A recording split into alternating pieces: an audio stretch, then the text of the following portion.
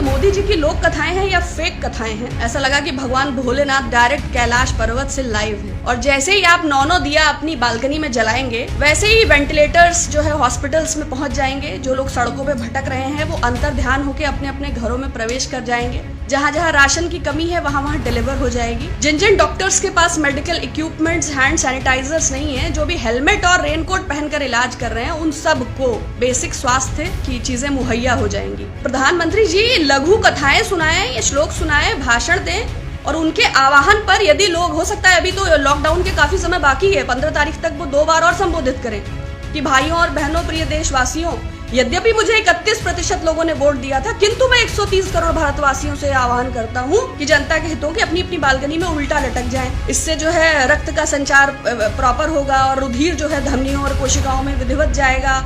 इससे आप तमाम प्रकार के संक्रमण से तो मुमकिन है कि ढेर सारे लोग अपनी बालकनी में उल्टा लटके हुए दिखाई दें। बचपन में सुनते थे ना पंचतंत्र टेल्स या लघु कथाएं या लोक कथाएं। मुझे लगा था प्रधानमंत्री जी माफी मांगेंगे कि जो उनके चलते अव्यवस्था और अराजकता उत्पन्न हुई। 29 लोगों की मौत इस अराजक परिस्थिति और अव्यवस्था के चलते हुई, उसकी जिम्मेदारी कौन लेगा? भाई आज तीसरा संबोधन है इस लॉकडाउन के दौरान। क्या उन्होंने माइक्रो, स्मॉल और मीडियम एंटरप्राइज के लोगों से जुड़ी कोई बात करी? क्या उन्होंने बताया कि डायरेक्ट मनी ट्रांसफर्स के through below the poverty line या जो लोग भटक रहे हैं उनके अकाउंट्स में मनी का ट्रांसफर कैसे होगा? अगर ब्रिटेन और स्पेन और अमेरिका जैसे देशों में लोग भत्ते की मांग कर रहे हैं तो आप इसकी गंभीरता को समझते हैं? पूरी मानव जाति संकट में है।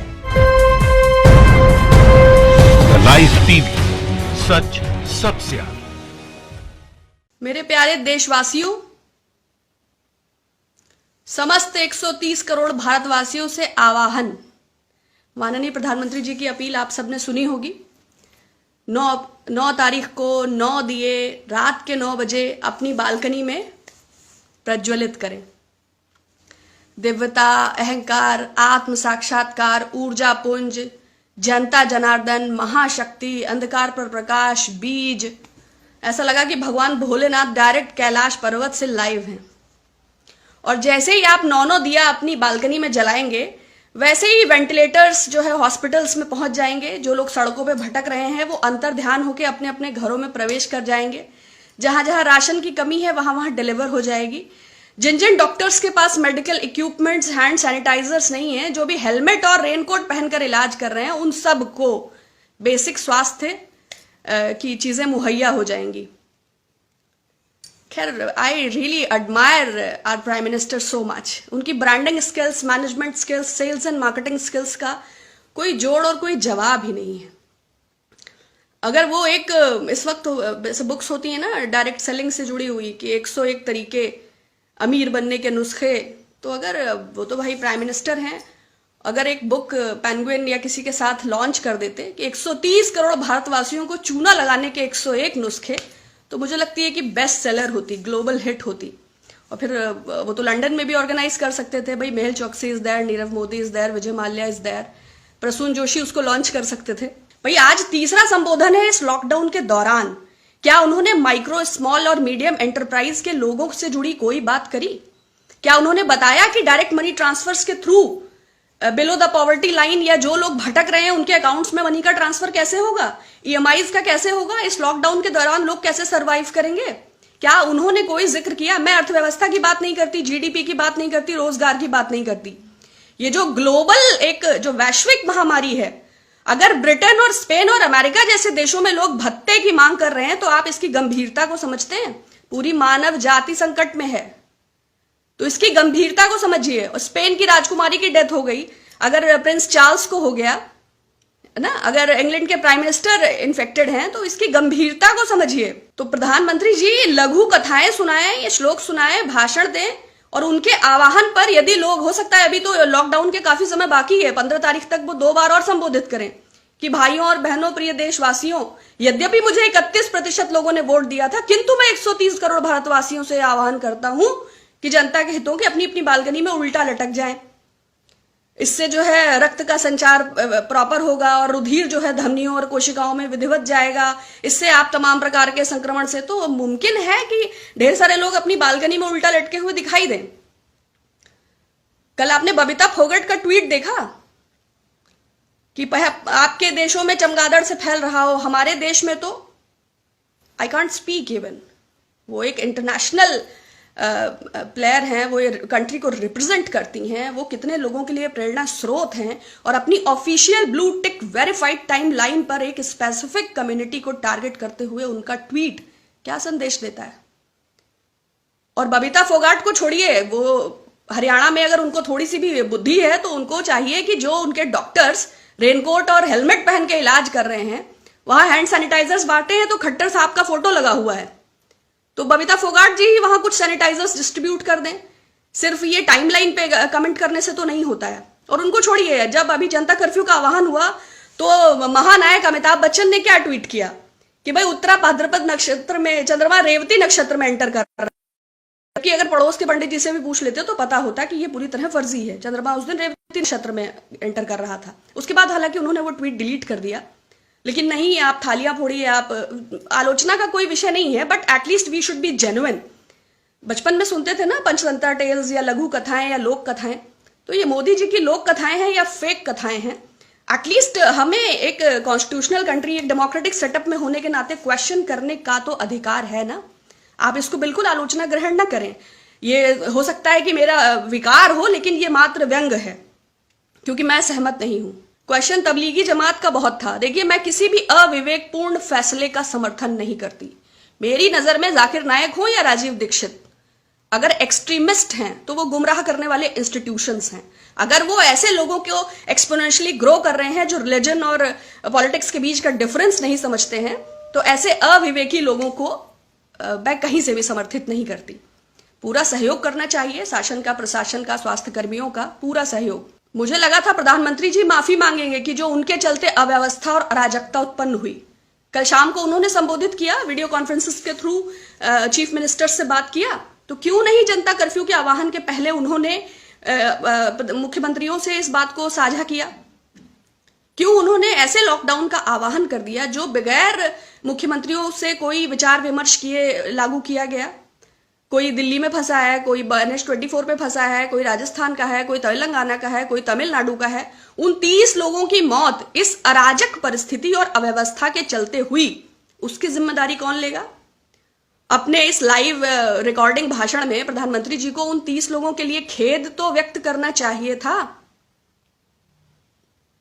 अगर आप अविवेकी और अदूरदर्शी फैसले लेते हैं तो उन 130 करोड़ भारतवासियों का भविष्य जो संकट में पड़ता है, जो 38 करोड़ मजदूर सड़कों पर है, जो राशन पानी का अभाव है। एक और सरकार कह रही है कि आप 5 किलो राशन, 1 किलो चावल, तेल, और दूसरा कोटेदारों का स्पष्ट कहना है कि जहां से हम राशन उठा रहे हैं वहां हमें पैसा देना पड़ रहा है, तो हमको लोगों से पैसा चाहिए। जो अंत्योदय कार्ड वाले हैं उनको राशन मिल पा रहा है, उसके अलावा लोगों से इसकी मांग की जा रही है। क्या इस कठिन समय में ये उचित है? आप अगर इसको देख सकते हैं तो आप समझिए, अभी भी लोग भटक रहे हैं क्वारंटाइन पीरियड में। अभी भी हजारों लोगों, करीब 30,000 लोगों को 500 बसों के माध्यम से विस्थापित किया। अहमदाबाद की अपनी कहानी है, उत्तराखंड की अपनी कहानी है। इस अराजकता, इस अव्यवस्था का किसको डिसीजन जाता है? किसका अदूरदर्शी फैसला है? भाई, प्राइम मिनिस्टर हो या प्रेसिडेंट हो, हम एक सेटअप में है ना। राज्यसभा है, लोकसभा है, बहुत बड़ी मशीनरी है, डीएम है, एसडीएम है, आईपीएस है। Why? What is the reason behind? For a common discussion. Lockdown का जो ये फैसला 4 घंटे के अल्टीमेटम पे लागू किया गया, ज्यादातर मजदूरों का, सैकड़ों वीडियोस हैं, ये कहना है कि व्हाट्सएप के थ्रू उन्हें खबर हुई कि 3 महीने का लॉकडाउन है। किसी का हिसाब ठेकेदार ने किया, किसी को फैक्ट्री से उल्टे थोड़ा बहुत पैसा मिला, लोग अपने घरों की ओर भाग चले। इसके बाद सुप्रीम कोर्ट में जो 2 याचिकाएं दाखिल हुई, उसमें इस बात का जिक्र हुआ कि ये जो फेक न्यूज फैली, अभी जो ये फेक न्यूज फैली, इसका भारत सरकार का सॉलिसिटर जनरल इसकी बारे में बोला उन्होंने कि इस फेक न्यूज के चलते लोगों में अफरा तफरी हो गई और वो अपने अपने गांव की ओर दौड़ पड़े और सोशल डिस्टेंसिंग जो है वो एक फ्लॉप हो गया। वो जो उसका मेन जो रूट कॉज था, वो पर्पस उसका डिफीट हो गया। तो सॉलिसिटर जनरल, तो इवन कोर्ट ने कहा भी, सॉलिसिटर जनरल ने ये एक्सक्यूज भी दिया कि media is not very responsible, और सरकार से का अनुरोध है इस जुडिशरी से कि मीडिया किसी भी कोरोना से संबंधित खबर को पब्लिश करने के पहले गवर्नमेंट को इन्फॉर्म करे या इसको प्रॉपरली वेरीफाई करे। What is the reason behind? ताकि सरकार की नाकामियां और सरकार की कारगुजारियां लोगों के सामने ना आने पाए। अभी फेक न्यूज के चलते अगर इस व्हाट्सएप यूनिवर्सिटी में जो ये न्यूज खबर चली, क्या हम और आप सब नहीं जानते हैं कि 2014 के बाद सबसे ज्यादा फेक न्यूज की जो वेबसाइट्स हैं, जो पोर्टल्स हैं, कौन सा ऐसा ऑर्गेनाइजेशन है जिसके पास ट्रोलिंग का सबसे बड़ा संसाधन है? कौन सी वो वेबसाइट है और वो किस फासिस्ट विचारधारा को प्रोक्योर करती हैं? क्या आपको नहीं पता है? तो कोर्ट ने उसमें संज्ञान में लेके कार्यवाही क्यों नहीं किया? द वायर पे तो किया, द वायर पे किया। पहले भी जय शाह ने 100 करोड़ का डिफेमेशन द वायर पे किया था, अभी फिर किया।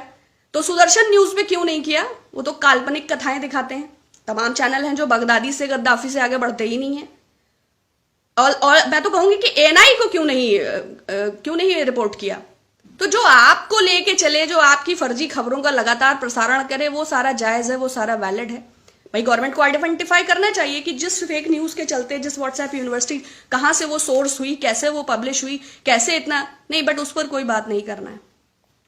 और गवर्नमेंट के पास पूरे अधिकार हैं। आईपीसी की धारा 188 के तहत, जो ये नेशनल डिजास्टर अधिनियम 2005, इसके तहत उसके पास पूरे अधिकार हैं कि वो इस अराजकता के लिए जिम्मेवार उस व्हाट्सएप को सोर्स आउट करके उस पर कार्यवाही करने का पूरा अधिकार है। लेकिन अब क्या पता वो किसकी मशीनरी है, कहां से निकल रहा है।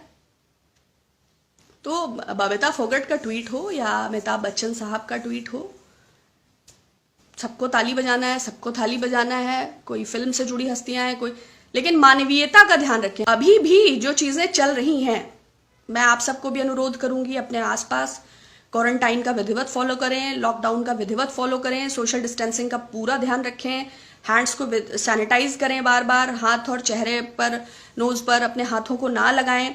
कहीं भी जहां कम्युनिटी है, जहां लोगों का जमावड़ा है, उससे पूरी दूरी बनाए रखें। और 21 दिन के लॉकडाउन के बाद भी आप अपना ध्यान, हेलो शालिनी जी, फेक न्यूज पर क्यों नहीं एक्शन हुआ? यू नो वेरी वेल, ये मशीनरी किसका एकाधिकार है? किसकी मशीनरी है? ये फेक न्यूज का जनरेशन कहां से है?